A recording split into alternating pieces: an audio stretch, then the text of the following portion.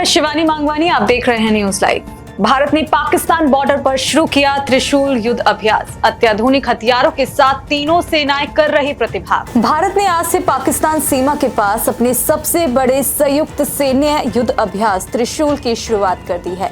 यह tri service यानी थल सेना, नौसेना और वायु सेना का संयुक्त युद्ध अभ्यास 10 नवंबर तक चलेगा। ऑपरेशन सिंदूर के बाद भारत का यह पहला बड़ा सैन्य अभ्यास है। त्रिशूल युद्ध अभ्यास गुजरात और राजस्थान में पाकिस्तान से लगती सीमा पर किया जा रहा है, जिसमें मुख्य फोकस कच्छ पर है। इस युद्धाभ्यास में तीनों सेनाओं के सबसे उन्नत हथियारों के साथ कमांडो यूनिट्स भाग ले रही हैं। युद्धाभ्यास में T-90 tank, BrahMos missile units, Akash air defence system, Rafale और सुखोई 30 जैसे फाइटर जेट, सी गार्जियन और हेरॉन ड्रोन, कोलकाता क्लास और डिस्ट्रॉयर, नीलगिरी क्लास फ्रिगेट्स और तेज हमला करने वाले जहाज भाग ले रहे हैं। इसके अलावा भारतीय सेना की पैरा SF, नौसेना की मरीन कमांडो यूनिट और वायुसेना की गरुड़ कमांडो फोर्स भी इस युद्ध अभ्यास में हिस्सा ले रही है।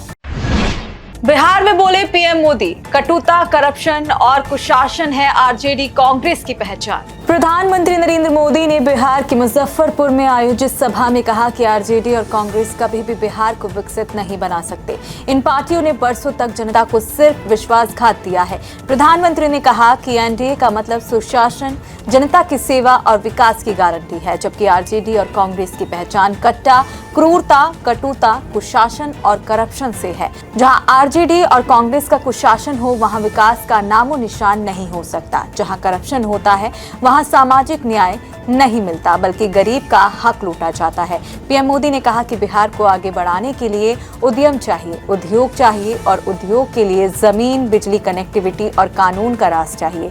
सोचिए, जिनका इतिहास जमीन कब्जाने का रहा हो, वो किसी उद्योग को जमीन देंगे क्या? प्रधानमंत्री ने सवाल किया कि जिन्होंने बिहार को लालटेन युग में रखा, वो बिजली दे पाएंगे क्या? जिन्होंने रेल को लूटा, वो बिहार में कनेक्टिविटी बढ़ा पाएंगे क्या? जिन्होंने भ्रष्टाचार और घोटाले के रिकॉर्ड तोड़ दिए, वो कानून का राज ला सकते हैं क्या? DM डॉक्टर VK सिंह ने दिए अस्पतालों में स्वच्छता पर विशेष ध्यान देने के निर्देश। कहा, अनावश्यक रूप से रेफर ना करे मरीज। विकास भवन मेरठ के सभागार में आयोजित जिला स्वास्थ्य समिति की बैठक में जिलाधिकारी डॉक्टर VK सिंह ने निर्देश दिए कि अस्पताल में आने वाले मरीजों को अच्छा उपचार मिले और उनके साथ अच्छा व्यवहार किया जाए। अस्पताल की बदली हुई कार्य प्रणाली आम लोगों को नजर आनी चाहिए। जिलाधिकारी ने कहा कि CSC, PHC में स्वच्छता पर विशेष ध्यान दें और डॉक्टर कर्मचारी ड्यूटी के अनुसार उपलब्ध रहे। मरीजों को अनावश्यक रूप से रेफर ना किया जाए। जिलाधिकारी ने चेतावनी देते हुए कहा कि अस्पताल में सुविधाओं एवं उपचार में यदि लापरवाही पाई गई तो संबंधित के विरुद्ध नियमानुसार कठोर कार्रवाई की जाएगी। अस्पतालों में मानक अनुसार TB मरीजों की जांच की जाए और डेंगू, मलेरिया से बचाव के लिए एंटी लार्वा का छिड़काव कराई जाए। इस अवसर पर CDO Nupur Goyal, CMO doctor Ashok Kataria, जिला क्षय रोग अधिकारी, जिला सूचना अधिकारी, ACMO, MOIC, CDPO आदि उपस्थित रहे।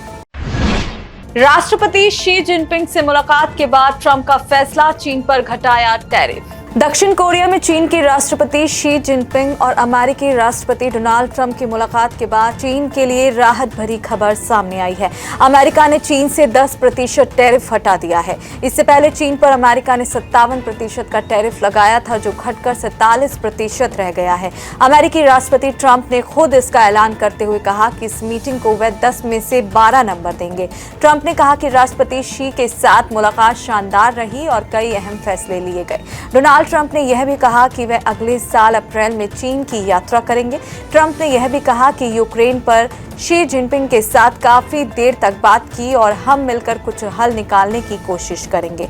ट्रंप ने कहा कि शी जिनपिंग यूक्रेन के मसले पर हमारी मदद करेंगे। वहीं चीनी राष्ट्रपति शी जिनपिंग ने कहा कि बड़े देशों के बीच मतभेद होना आम बात है, लेकिन अब हमें इन्हें दूर कर दोस्त और साझेदार के तौर पर आगे बढ़ना चाहिए।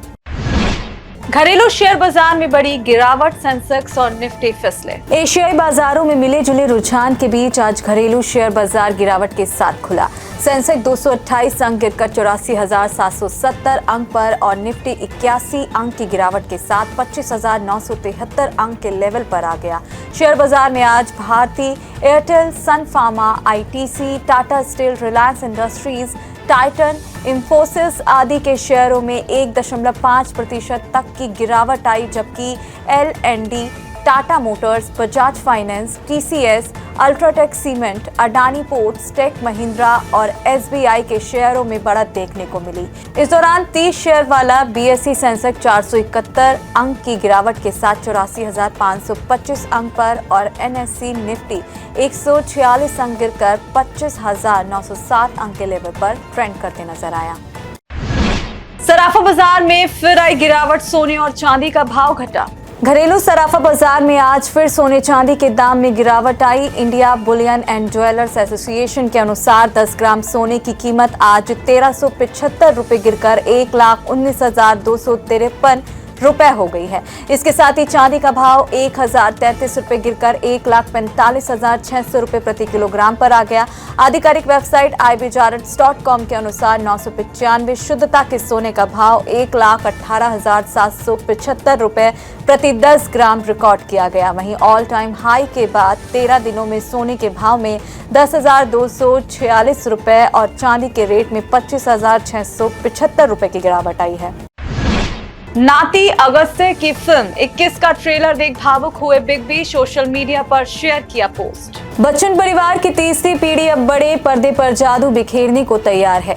बॉलीवुड के महानायक अमिताभ बच्चन के नाती अगस्त्य नंदा ने हालांकि 2023 में जोया अख्तर निर्देशित द आर्ची से एक्टिंग डेब्यू किया था, लेकिन बड़े पर्दे पर वह फिल्म 21 से दस्तक देने जा रहे हैं। इससे पूर्व फिल्म का ट्रेलर देखकर अमिताभ बच्चन ने अगस्त्य के लिए बहुत भावुक पोस्ट शेयर किया है। बिग बी ने लिखा कि बचपन में तुम्हारी नाजुक उंगलियां मेरी दाढ़ी से खेलने लगी थी और आज तुम पूरी दुनिया के थिएटर्स में परफॉर्म कर रहे हो।